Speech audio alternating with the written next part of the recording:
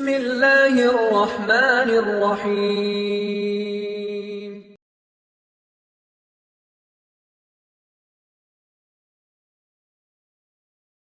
السلام عليكم ورحمة الله وبركاته. بسم الله الرحمن الرحيم. الحمد لله رب العالمين والصلاة والسلام على سيدنا محمد وعلى آله وصحبه أجمعين. أما بعد. கண்ணியத்திற்குரிய அல்லாஹ்வின் நல்லடியார்களே, அல்லாஹ் ரப்புல் ஆலமீன் இந்த உலகத்தில் கோடான கோடி படைப்புகளை படைச்சிருக்கான்.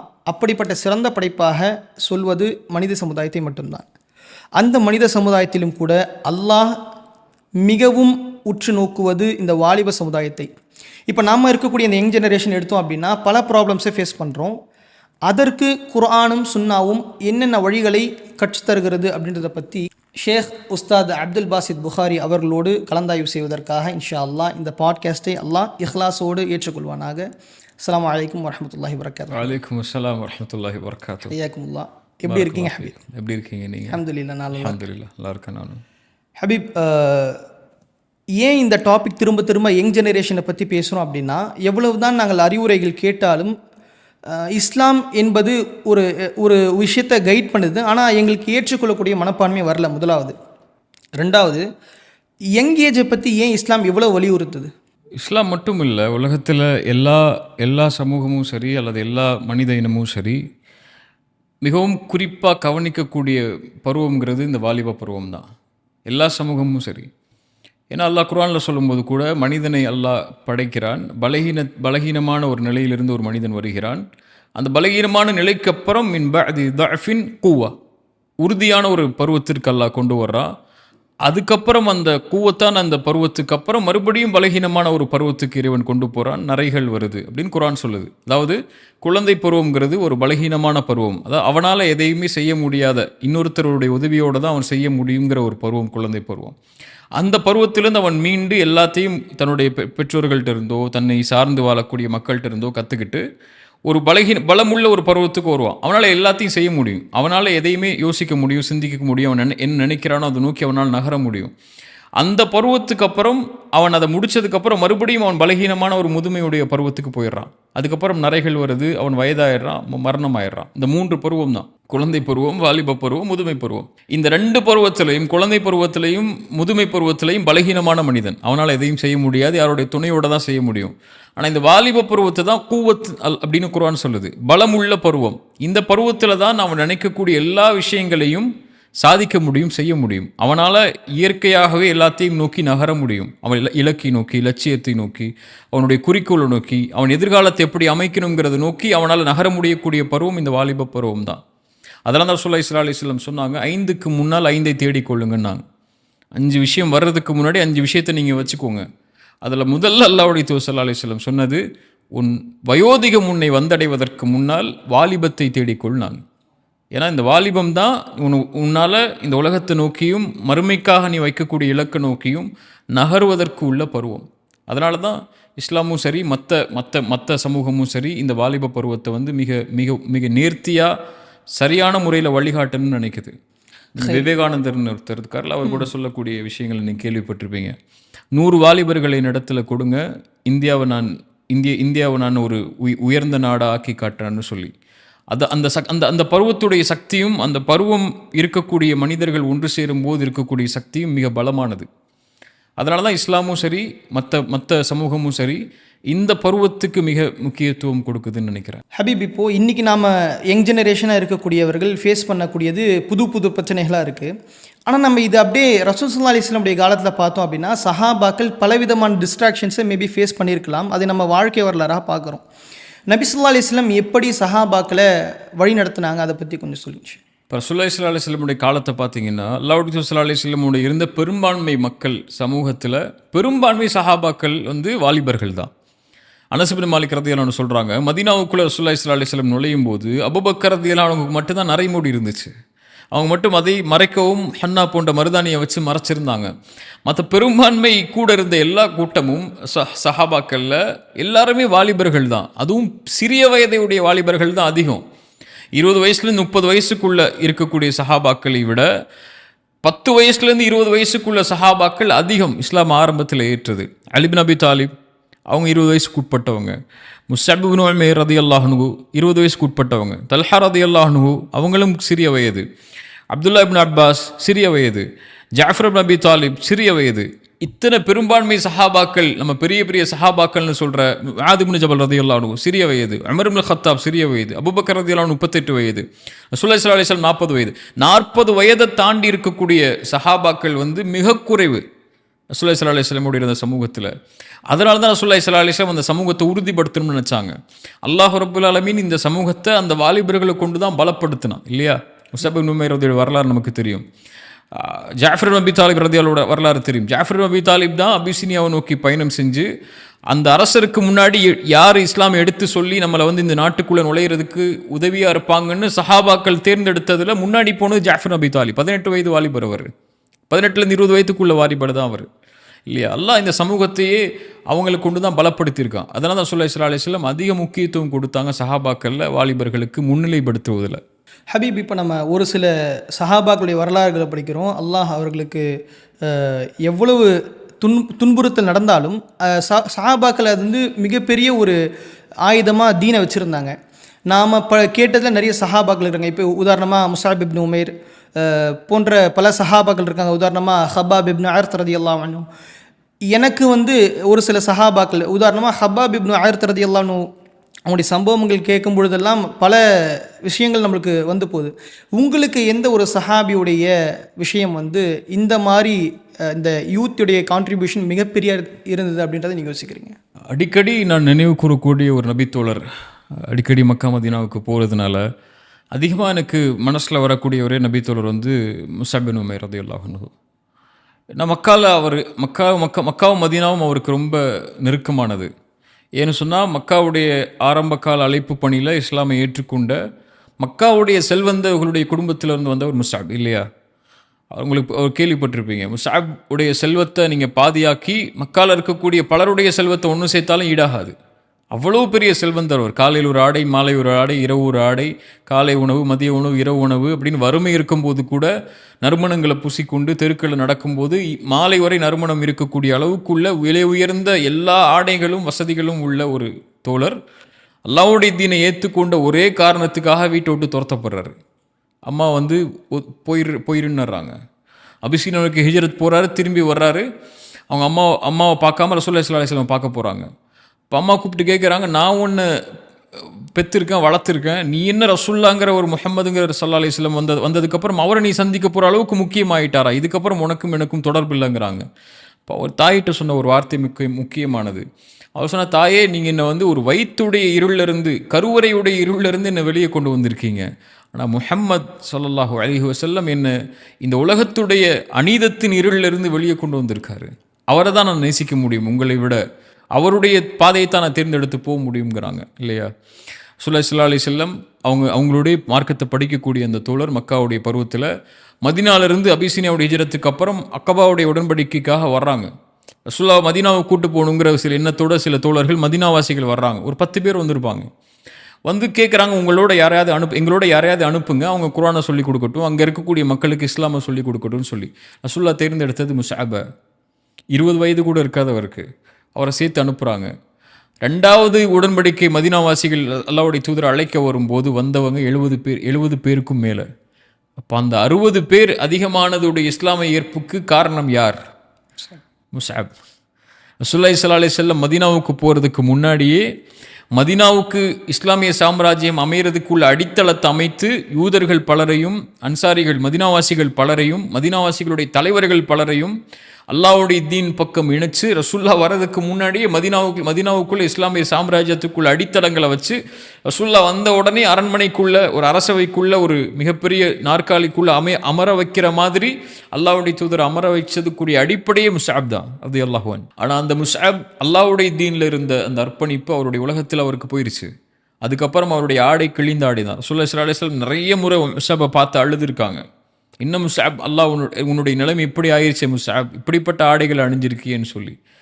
அந்த முஸ்அப் மதீனாவுக்கு உள்ள அந்த இஸ்லாமிய ஏற்புக்கு எல்லாத்துக்கும் காரணமாகி உஹதுடைய போர்க்களத்தில் மரணமாகிறாரு. ரசூலுல்லாஹி ஸல்லல்லாஹு அலைஹி வஸல்லமுக்கு முன்னாடி முஸ்அபுடைய ஜனாசா கொண்டு வரப்படுது. தேம்பி அல்லாஹ்வுடைய தூதர் அழுகிறாங்க. ஹம்சாவுடைய ஜனாசாவுக்கு அப்புறம் ஏன்னா முஸ்அபோடு அல்லாஹ்வுடைய தூதருக்கு இருந்த நெருக்கம் அவ்வளவு நெருக்கம். அதுவும் ரசூலுல்லாஹி ஸல்லல்லாஹு அலைஹி வஸல்லம் தோற்றத்தை ஒத்த தோற்றம் மாதிரியே இருப்பார் முஸ்அப்.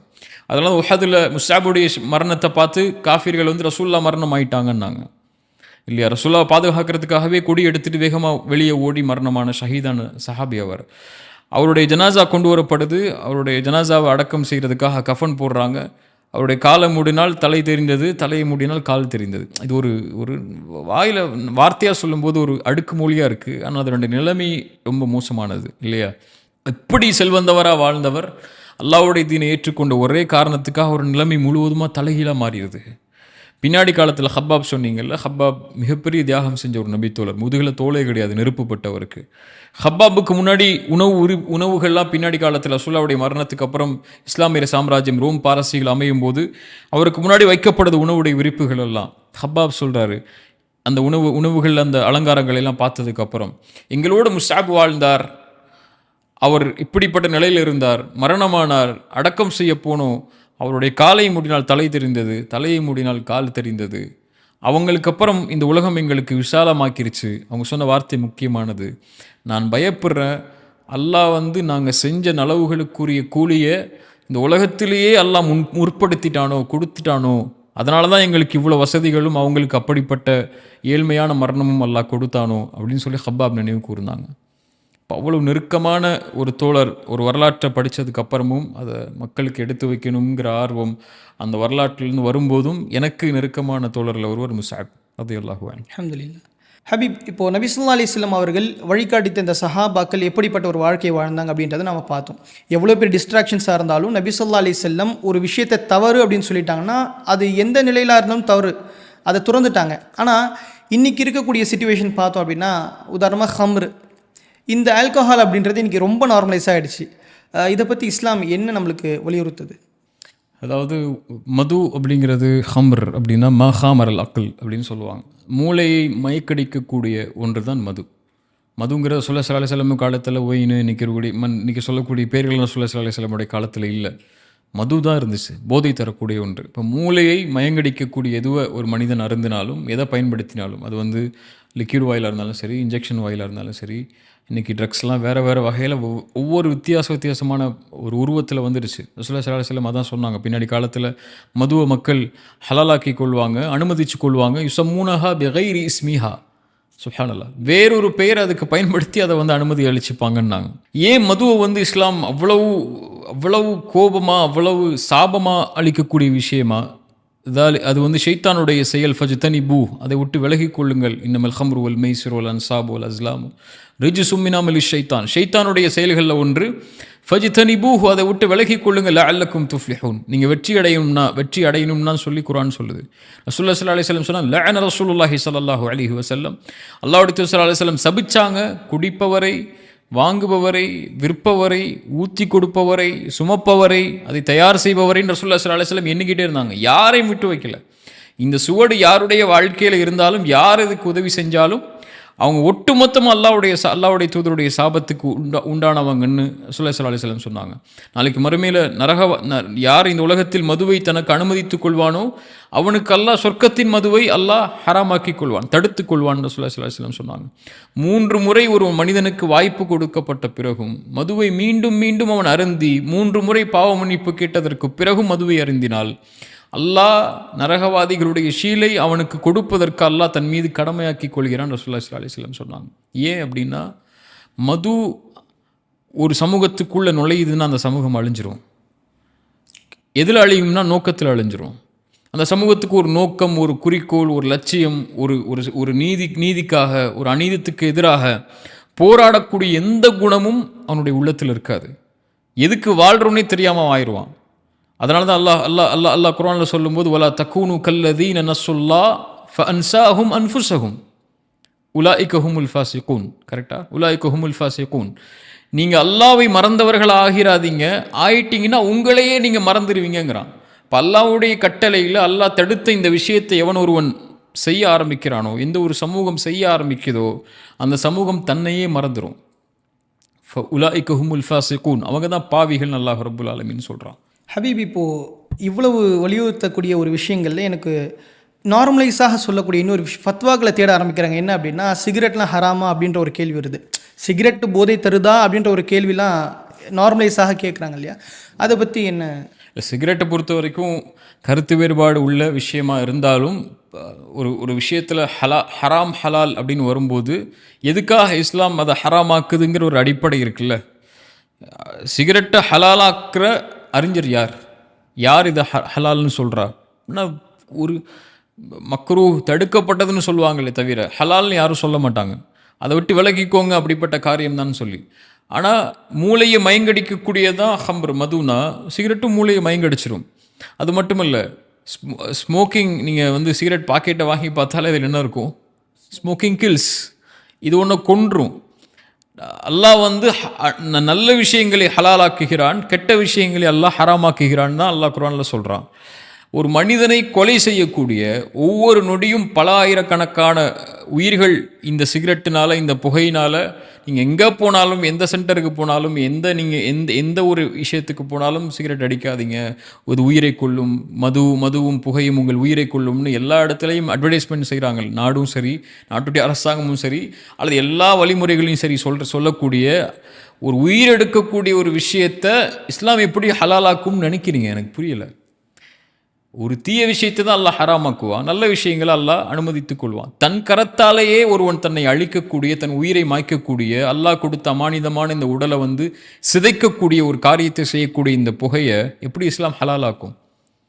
இது அவங்க தங்களை திருப்திப்படுத்துறதுக்காக நான் ஹலாலை தான் செய்கிறேன், இது ஹராம் இல்லை, இது தடுக்கப்பட்டது ஒன்று தான், மக்ரூஹ் தான். மக்ரூஹ்னா என்ன? மக்ரூஹ் செஞ்சு அல்லாஹ் அப்படி விட்டுருவான்னு அர்த்தமா? பாவம் அல்லாஹ் எடுத்துக்கொள்ள மாட்டான், நாளைக்கு மறுமையில் அதை குறித்து அல்லாஹ் கேட்க மாட்டான்னு அர்த்தமா?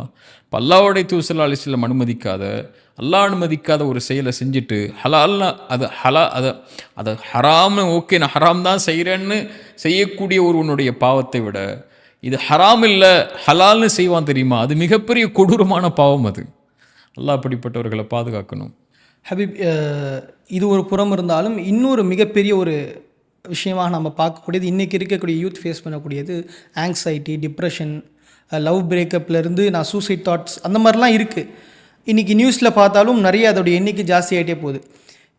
மன நிம்மதியை தேடி தான் ஒரு மனிதன் இதற்காகலாம் இந்த வார்த்தையெல்லாம் பயன்படுத்திக்கிறானோ அப்படின்ற ஒரு கேள்வி இருக்குல்ல, அது எப்படி பார்க்குறோம்? ரசூலுல்லாஹி ஸல்லல்லாஹு அலைஹி வஸல்லம் சொன்னது தான், மறுமை நாள் நெருங்கும்போது இந்த மாதிரி ஆன்சைட்டி, ஸ்ட்ரெஸ்ஸு, சூசைடல், அது மரணிக்கணுங்கிற எண்ணம் இதுவெல்லாம் அதிகமாயிரும். இன்றைக்கி இருக்கக்கூடிய ஜென்ரேஷனுடைய இறுக்கமே அதுதான். முன்னாடி இந்த ஜென்ரேஷனுடைய தற்கொலைகளுடைய எண்ணிக்கையும், ரூமில் அடைச்சி கொண்டு இருட்டில் உட்காரக்கூடிய எண்ணிக்கையும், இன்றைக்கி இருக்கக்கூடிய ஜென்ரேஷனுடைய எண்ணிக்கையும் ரொம்ப அதிகம் இல்லையா? ரசூலுல்லாஹி ஸல்லல்லாஹு அலைஹி வஸல்லம் சொன்னாங்க, மறுமை நாள் நெருங்கிறதுக்கு முன்னாடி மண்ணறைகள், அதாவது செத்துப்போன அந்த இடத்த பார்த்து மனிதன் சொல்லுவான், உன் இடத்துல நான் இருக்கக்கூடாதான்னு ஆசைப்பட்றேம்மா. இப்போ எல்லாருமே மரணத்தை விரும்ப ஆரம்பிக்கக்கூடிய நிலைமை ஏற்படும் மறுமைக்கு முன்னாடினாங்க. அந்த ஒரு காலத்தில் தான் நம்ம இருக்கிறோம். எங்கே பார்த்தாலும், யாரை பார்த்தாலும் சோகமாக, யாரை பார்த்தாலும் மகிழ்ச்சி இல்லாமல், யாரை பார்த்தாலும் எப்போ பார்த்தாலும் இருளில் உட்கார்ந்து இருக்கிற மாதிரி, ஐயோ வாழ்க்கை என்னடா வாழ்க்கைங்கிற சொல்கிற மாதிரி தான் எல்லாருடைய பெரும்பான்மை மனிதர்களுடைய வாழ்க்கை இருக்குது. அதில் அப்படி இருக்கக்கூடிய நேரத்தில் அதுலேருந்து வெளியே ஓடுறதுக்குள்ள காரியங்களை நோக்கம் இல்லாதவங்க, வாழ்க்கைக்கு எதுக்காக வந்திருக்கோம், எதை நோக்கி நம்ம போகிறோம், நமக்குன்னு ஒரு வாழ்க்கை இருக்குது இதுக்கப்புறம்ங்கிற எண்ணம் இல்லாதவர்கள் எடுத்துக்கொள்ளக்கூடியது என்ன?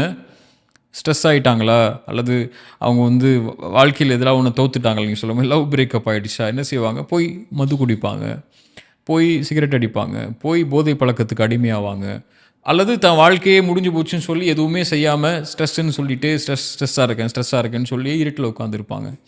ஆனால் ஒரு முஃமினுக்கு, இறைநம்பிக்கை கொண்டவனுக்கு இப்படி வாழ்க்கையில் நிம்மதியற்ற சோதனைகள் வராமல் எல்லாருக்கும் இருக்காது. எல்லாருக்கும் சோதனைகள் வரும், நல்லவங்களுக்கும் வரும், கெட்டவங்களுக்கும் வரும். எல்லாரையும் மனிதன்னு பிறந்தாலே வல்லனபுல் ஒன்னக்கும் நல்லா சொல்லிட்டான், உங்களை சோதிச்சு தான் ஆவேன்னு சொல்லிட்டான். ரசூலுல்லாஹி ஸல்லல்லாஹு அலைஹி வஸல்லம் சொன்னாங்க, அல்லாஹ் இந்த உலகத்திலேயே அதிகமாக அஷத்து பலா, இந்த உலகத்திலேயே அதிகமாக சோதிக்கப்பட்டது யார்? நபிமார்கள்னு சொன்னாங்க. அதற்கு பிறகு வந்தவங்க. நீங்கள் எவ்வளவு ஒரு மனிதனுடைய சோதனை அல்லாஹ் எப்படி கொடுப்பான்னா அவனுடைய மார்க்கத்துக்கு தக்கன கொடுப்பான்னாங்க. நீ எவ்வளவு மார்க்கத்தில் உறுதியாக இருக்கியோ அவ்வளவு உறுதியான சோதனைகள் உனக்கு வரும்னாங்க. அப்போ எல்லாரையும் அல்லாஹ் சோதிப்பான், பாவி நல்லவன்னு வராமல். இப்போ சோதனை வரும்போது இறை நம்பிக்கை கொண்டவனுக்கு குர்ஆன் கொடுக்கக்கூடிய வழி, அலா பிதிக்ரில்லாஹி தத்மஇன்னுல் குலூப், அல்லாஹ்வுடைய நினைவுக்கு வா, அல்லாஹ்வின் பக்கம் வா, அங்கே தான் உனக்கு நிம்மதி இருக்குது. தொழுகைக்கு வா, அதுதான் உனக்கு நிம்மதி இருக்குது. உனக்கு இந்த உலகத்தில் சிரமங்களை தாண்டி சோதனைகளை தாண்டி நிற்க முடியலையா, சுஜூதில் விழுந்து ரப்புக்கு முன்னாடி அல்லாஹ்வுடைய நினைவில் அலா பிதிக்ரில்லாஹி தத்மஇன்னுல் குலூப், அவனுடைய நினைவில் தான் உன்னுடைய உள்ளத்துடைய அமைதி இருக்குது. இப்போ அல்லாஹ்வுடைய அமைதியை நோக்கி தான், அல்லாஹ்வுடைய நினைவை நோக்கி தான் சோதனையிலேருந்து வெளியே வரணும்னா யார் நாடனா முடியும்? இந்த ஸ்ட்ரெஸ்லேருந்து வெளியே வரணும்னா யார் நாடனா முடியும்? யாருடைய கையில் இந்த இருளை, என் வாழ்க்கையில் இருக்கக்கூடிய இந்த இருளை வெளிச்சமாக்க முடியும்? எனக்கு இருக்கக்கூடிய சிரமங்களை நீக்க முடியும்? அல்லது இதை விட சிறந்த ஒன்றை அல்லாஹ் எனக்கு கொடுக்க முடியும்? யார் கொடுக்க முடியும்? அல்லாஹ். அவனின் பக்கம்தான் போவான். ஷைத்தானை நாடக்கூடியவங்க தான் இந்த மாதிரி செயல்பாடுகள் பக்கம் போய் தன்னை அழிச்சு கொள்வாங்க. சோதனை வந்தவன் ஒரு இறை நம்பிக்கை கொண்டவன் அல்லாஹ்வின் பக்கம் போய் அதுலேருந்து வெளியே வரக்கூடிய, அதில் நிம்மதி தேடக்கூடிய இடங்களுக்கு போயிடுவான். இதுதான் இறை நம்பிக்கை கொண்டவனுடைய பண்பாக இருக்கும். ஹபீப், இப்போ இன்னைக்கு இருக்கக்கூடிய சுச்சுவேஷனில் நாம் தொழுகையிலிருந்து தூரமாகிறோமோ அப்படின்ற ஒரு, தொழுகை தொழுதாலும் அது அல்லாஹ்விற்காக தான் தொழுகிறோமா அப்படின்ற ஒரு கேள்வி வருது. தொழுகையின் மூலியமாக நம்ம என்னென்ன விஷயங்களை பெற்றுக்கொள்ளலாம்? தொழுகை தான் இறை நம்பிக்கை கொண்டவனுடைய அடிப்படையே. ஒரு மனிதன் தொழுகையை தன்னுடைய வாழ்க்கையில் கடமையான தொழுகையை, குறிப்பாக கடமையான தொழுகையை ஒரு இறை நம்பிக்கை கொண்டவன் எடுத்துக்கொள்ளன்னா அவன் அவ்வளோதான், அல்லாஹ்விடமிருந்து தூரமாயிட்டான்.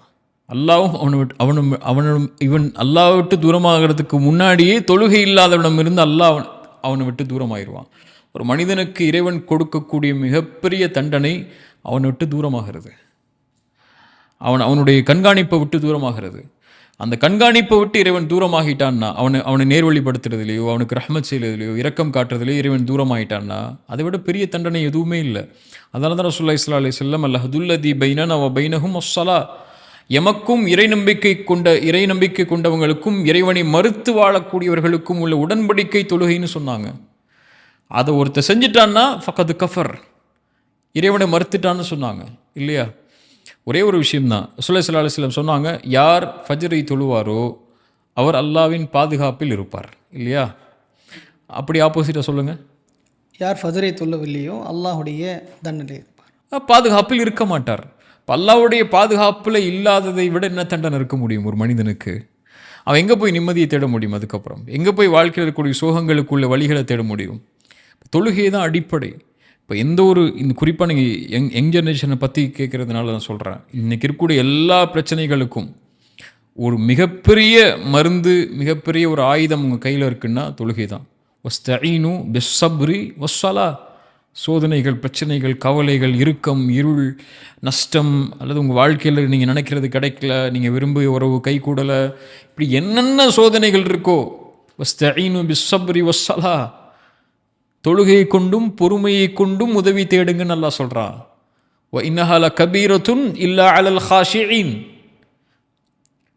அது சிரமமான காரியம். யாருக்குன்னா அல்லாஹ்வை உள்ளச்சத்தோடு பயப்படாதவங்களுக்கு அது சிரமமான காரியம். இப்போ அல்லாஹ் உள்ளச்சத்தோடு பயப்படக்கூடியவங்களுக்கு தொழுகை மிக முக்கியமான அடிப்படையான ஒரு ஆயுதம். அவங்களுக்கு அதை எடுத்துக்கொள்வாங்க. சோதனை வரும்போது அல்லாஹ் முன்னாடி போய் நின்றுவாங்க. அல்லாஹ்வை கரெக்டான முறையில் அஞ்சு நேரம் தொழுகையில் கவனம் செலுத்தி அதில் தன்னை ஈடுபட்டு எப்படியாவது அந்த சோதனையிலேருந்து வெளியே வர்றதுக்குள்ள வழிகளை தேடிக்கொள்வாங்க. அல்லாஹ்வை மறுக்கக்கூடியவங்க தான், அல்லது அல்லாஹ்வை மறக்கக்கூடியவங்க தான் பாவங்களில் போய் தன்னுடைய வாழ்க்கையில் இருக்கக்கூடிய சோகங்களுக்கோ பிரச்சனைகளுக்கோ வழி தேடி அதையும் தங்களுடைய வாழ்வில் இருளுக்கு உள்ளாக்கி கொள்வாங்க. யார் நினைவிலிருந்து தூரமாகிறாரோ அவருக்கு நெருக்கடியான வாழ்க்கை அல்லாஹ் கொடுப்பங்கிறான். அல்லாஹ்வுடைய நினைவிலேயே மிகப்பெரிய நினைவு தொழுகை தான் இல்லையா? மூசா அலைஹிஸ்ஸலாம் அல்லாஹ் சொல்லும்போது லா இலாஹ இல்லா அன ஃபஅபுதுனி, வணங்க தகுதியான என்னை தவிர யாரும் இல்லை, என்னையே வணங்கு மூசா, வ அக்கிமிஸ் ஸலாத லிதிக்ரி, என் நினைவுக்காக தொழுகை நிலைநாட்டுங்கிறான்.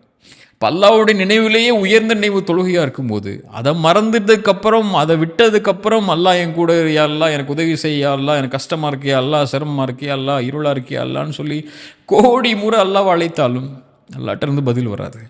இப்போ ஒரு மனிதனுக்கு அல்லாஹ் கொடுக்கக்கூடிய தண்டனையிலேயே மிகப்பெரிய தண்டனை அவனுடைய அன்பில் அவனை விட்டு அல்லாஹ் தூரமாகிறது.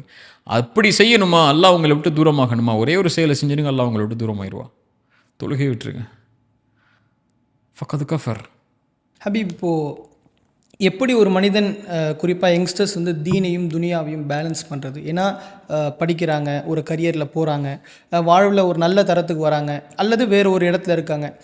எப்படி தீனையும் துனியாவும் பேலன்ஸ் பண்ணணும் அப்படின்னு சொல்லி தீனையும் துனியாவையும் பேலன்ஸ் பண்ணுறதுல இஸ்லாம் ஒரு தராசை வச்சுலாம் பார்க்க சொல்லலை. ஒரு முஸ்லீமுக்கு துனியாவே தீன் தான் இல்லையா? கண்டிப்பாக இஸ்லாம் தொழுகையை மட்டும்தான் மார்க்கம்னு சொல்லலை. இஸ்லாம் ஹஜ்ஜை மட்டும்தான் மார்க்கம்னு சொல்லலை. இஸ்லாம் ஒரு நீங்கள் ஜக்காத் கொடுக்கறதும் தான தர்மங்கள் செய்கிறத மட்டும்தான் மார்க்கம்னு சொல்லலை. ஒரு சகோதரனுக்கு முன்னால் புன்சிரிப்பு செய்கிறதும் மார்க்கம்தான் இல்லையா? நீங்கள் ஒரு போகக்கூடிய வழியில் உங்களுக்கு இடையூறு தரக்கூடிய ஒரு மரத்துடைய முள்ளை தூக்கி போடுறதும் மார்க்கம்தான் இல்லையா? மனைவியோடு நீங்கள் இணைகிறதும் உங்களுடைய ஆசைக்காக நீங்கள் உங்களுடைய மனைவியோடு இணைகிறதும் மார்க்கம்தான் அது. அதனால் இஸ்லாம் மார்க்கத்தையும் துன்யாவையும் பிரித்து பார்க்கல. இன்றைக்கி பிரித்து பார்த்தீங்கன்னா அது பிழை. அது இந்த உலகத்தில் நீங்கள் வாழக்கூடிய எல்லா நேரத்திலையும் அல்லாஹ் அனுமதித்த முறையில், அல்லாஹ்வுடைய தூதர் அனுமதித்த முறையில் எதை நீங்கள் செஞ்சாலும் சரி, அதுதான் தீன், அதுதான் துன்யா. அதை நீங்கள் எவ்வளோ மில்லியன் சம்பாதிக்கணும்னு நினச்சி இந்த உலகத்தில் போட்டி போட்டாலும் சரி, தவறு இல்லையே. காசு சம்பாதிக்கிற தப்பா? நீங்கள் ஒரு மில்லியனர் ஆகணும், பில்லியனர் ஆகணும், நான் பெரிய பெரிய பிஸ்னஸ் மேன் ஆகணும், நான் கோடி கோடியாக சம்பாதிக்கணும் அப்படின்னு வாழ்கிறது தப்பா? இல்லைல்ல. மறுமைக்காக உங்களை தயார்படுத்தி கொள்ளுங்கள். வலா தன்ஸ நஸீபக மினத் துன்யா. துன்யாவுடைய விஷயத்தில் உங்களுடைய பங்கை நீங்கள் மறந்துடாதீங்கன்னு தான் நல்லா சொல்கிறா. ரப்பனா ஆத்தினா ஃபித் துன்யா ஹஸனா வஃபில் ஆஹிரத்தி ஹஸனா. அதுக்கப்புறம் அல்லாஹ் சொல்கிறான் மறுமைக்காக, யா அல்லாஹ் எனக்கு உலகத்தின் நலவை கொடு, மறுமை நலவை கொடு. உலகத்தை நீங்கள் தூக்கி போட்டிங்கன்னா மறுமையே இல்லையே. இதை பேஸ் பண்ணி தான் அல்லாஹ் உங்களுக்கு மறுமையை வச்சுருக்கா. இப்போ இதை பேஸ் பண்ணி மறுமையை வச்சவன் ஒவ்வொரு நொடியிலையும் இஸ்லாமை வச்சுட்டான். இஸ்லாம்ங்கிறது ஒன்றும் இல்லை, அல்லாஹ் கடமையாக்கியதை செய்யுங்க, அல்லாஹ் அனுமதித்த முறையில் செய்யுங்க, அல்லாஹ்வுடைய தூதர் அனுமதித்த முறையில் செய்யுங்க. இதை செஞ்சிட்டீங்கன்னு சொன்னால் இந்த துன்யா தான் உங்களுக்கு மறுமை தான் துன்யா. அதனால் ரெண்டையும் பேலன்ஸ் பண்ணுறது ஒன்றும் இல்லை அவனுக்கு. ரெண்டையும் பேலன்ஸ் பண்ணணும்னா அல்லாஹ் அனுமதித்த முறையிலையும் அல்லாஹ்வுடைய தூதர் அனுமதித்த முறையிலையும் எதை செஞ்சு எதை அவன் சம்பாதிக்கணும் உலகத்தில் நினச்சாலும் சரி, தவறாகவே ஆக போகிறது இல்லை. ரசூலுல்லாஹி ஸல்லல்லாஹு அலைஹி வஸல்லம் சொன்னாங்க, இந்த உலகத்தில் நீங்கள் ஒன்றை கேட்குறதா இருந்தால் அல்லாஹ்விடத்தில் எதை கேளுங்கன்னாங்க? ஜன்னத்துல் ஃபிர்தௌஸ், உயர்ந்த சொர்க்கத்தை கேளுங்கன்னாங்க இல்லையா? உலகத்தில் இருந்து கொண்டு. அது மாதிரி உலகத்தில் நீங்கள் எவ்வளோ போய் இலக்க வச்சு கொண்டு நீங்கள் உலகத்துடைய காரியங்கள் இருந்தாலும் அது ஹலாலாக இருந்தால் அதுவும் மறுமை தான். அது காசு சம்பாதிக்கிறதா இருந்தாலும் சரி, படிக்கிறதுல இருந்தாலும் சரி, ஒரு மனைவியை தேர்றதுல இருந்தாலும் சரி, குழந்தைகளை வளர்க்கிறதுல இருந்தாலும் சரி, நீங்கள் ஒரு பெரிய பெரிய பொசிஷனுக்கு ஆசைப்படுறதுல இருந்தாலும் சரி, எதை நீங்கள் செய்கிறதா இருந்தாலும் சரி, உலகத்தில் அல்லாஹ்வுக்காக அல்லாஹ்வுடைய அனுமதிச்ச முறையில் இருந்துச்சுன்னா போது, ரெண்டுமே பேலன்ஸ் ஆகிரும். இப்போது இந்த விஷயங்கள்லாம் நான் மாற்றிக்கணும், இப்போ இவ்வளோ தூரம் பாவம் செஞ்சுட்டான் அப்படின்னு ஒரு அடியான் வர அல்லாட்ட யாரை நான் ரோல் மாடலாக சூஸ் பண்ணணும்? ஏன்னா இன்றைக்கி சினிமாக்களை பார்த்தோ இல்லை சோஷியல் மீடியாக்களை பார்த்தோ அவர்களை மாதிரி முடிவெட்டுவதும் அவர்களை போல் நான் வேண்டும் அப்படின்னு எண்ணம் கொண்டு வர்றதும் ஒரு மிகப்பெரிய ஒரு விஷயமாக பார்க்குறோம். ஸோ நான் யாரை ரோல் மாடலாக எடுத்துக்கணும்? நபி ஸல்லல்லாஹு அலைஹி வஸல்லம் மூலியமாவா? நபி ஸல்லல்லாஹு அலைஹி வஸல்லம் எப்படி வழிகாட்டியிருக்காங்க இந்த மாதிரி விஷயங்களில்? நமக்கு ரோல் மாடல், நமக்கு முன்னுதாரணம் அல்லாஹ்வுடைய தூதர் ஸல்லல்லாஹு அலைஹி வஸல்லம் தான். லக்கத் கான லக்கும் ஃபி ரசூலில்லாஹி உஸ்வத்துன் ஹஸனா. அல்லாஹ்வுடைய தூதரிடத்தில், ஃபி ரசூலில்லாஹி, அல்லாஹ்வுடைய தூதரிடத்தில் உங்களுக்கு அழகிய முன்மாதிரி இருக்குது. எல்லாம் அவங்க மேலே கீழே, ஆடை, அவங்களுடைய முகம், அவங்களுடைய தோற்றம், அவங்களுடைய உணவு, அவங்களுடைய பழக்க வழக்கம், அவங்களுடைய வாழ்வு முறை எல்லாம் உங்களுக்கு உஸ்வத்துன் ஹஸனா. இப்போ அல்லாஹ்வுடைய தூதரையும் அல்லாஹ்வையும் நேசிக்கக்கூடிய ஒரு மனிதன் அல்லாஹ்வுடைய தூதரை தான் முன்மாதிரியாக எடுத்துப்பான். நீங்கள் இன்றைக்கி சோஷியல் மீடியா இன்ஃப்ளூயன்சர்ஸ் அல்லது ஆக்டர்ஸ் அல்லது நீங்கள் சொல்லக்கூடியவங்களெல்லாம் அதுவெல்லாம் போலியான பிம்பம் இல்லையா? அவங்க வாழ்வு முறை வேறு, அவங்க உங்களுக்கு முன்னாடி காட்டுறது வேறு, அவங்க வெளியே இருக்கிறது வேறு, உள்ளே இருக்கிறது வேறு. ஆனால் வெளியேயும் உள்ளேயும் இந்த உலகத்தில் இருக்கக்கூடிய ஒட்டுமொத்த சமூகத்தையும் ரசூலுல்லாஹி ஸல்லல்லாஹு அலைஹி வஸல்லமுடைய வரலாறை நீங்கள் படிக்கும்போது தெரியும். அவங்க இந்த உலகத்துடைய நபித்துவத்திலிருந்து அவங்க மரணமாகிற வரைக்கும் எத்தனை வயது இருந்தாங்க? 63. 40 வயதுலேருந்து 63 வயது வரைக்கும் 23 வருஷத்துடைய ஒரு மனிதருடைய வாழ்க்கை. அவ்வளோதான். இன்னைக்கு எனக்கு 30 வயது இருக்கும், உங்களுக்கு எத்தனை வயதுன்னு தெரியல. 23 மனிதருடைய ஒரு வாழ்க்கை, ஒட்டுமொத்த உலகத்துடைய பெரும்பான்மை சமூகத்தை ஒரு மனிதரை அவங்க பார்த்ததில்லை.